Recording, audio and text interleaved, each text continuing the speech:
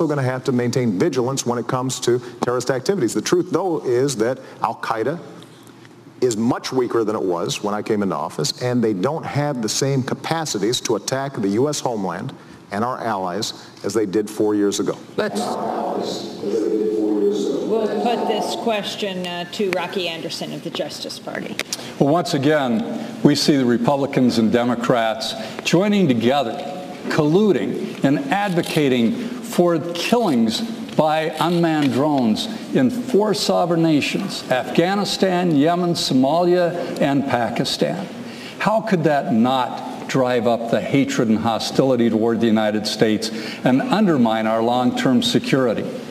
And for those Democrats who have lined up blindly behind the president simply because he's wearing a D on his jersey and he's on their team, imagine if this were President Bush and Cheney and Rumsfeld sitting in the Oval Office going through baseball card-like biographies and deciding who is going to live and who's going to die, knowing that in the process there are going to be hundreds, if not thousands, of innocent men, women, and children killed along the way. It is absolutely immoral. It's got to come to an end, and it's for we, the American people, to demand it, because these two and their parties are not going to do the job. Dr. Jill Stein of the Green Party.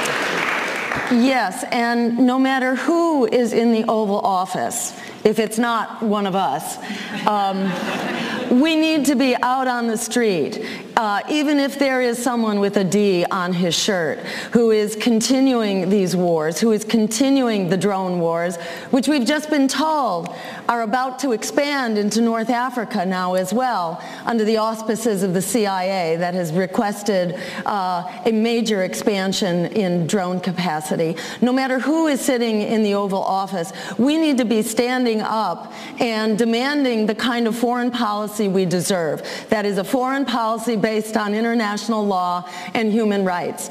The drone wars are dreadful. It's said that they are actually hitting about 2% of their victims, in fact, are thought to be actually key operatives within Al-Qaeda or associated groups. So the vast majority of the people who are being killed are not significant operatives. So when Barack Obama talks about creating coalitions with Yemen and Somalia, whatever his coalitions are doing, unfortunately, they are vastly overwhelmed by what his drones are doing, because we are seeing, in fact, people being driven into the camp of the avowed enemies of the United States because of the impact of these drone wars.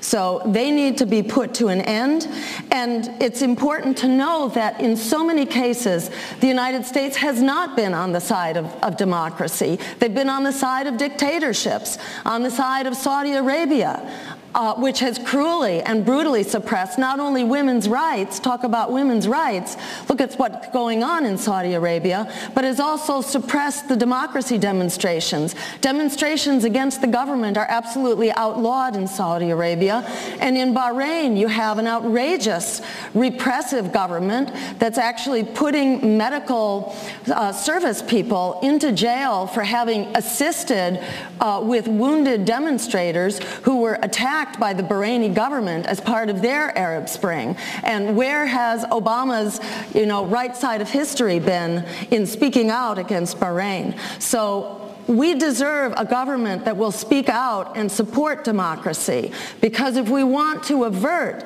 the proliferation of dictatorships and the creation of violence and warring factions within the states around the Middle East, we need to be supporting democracies and not dictatorships, as this administration is doing. Back to Bob Schieffer at Lynn University.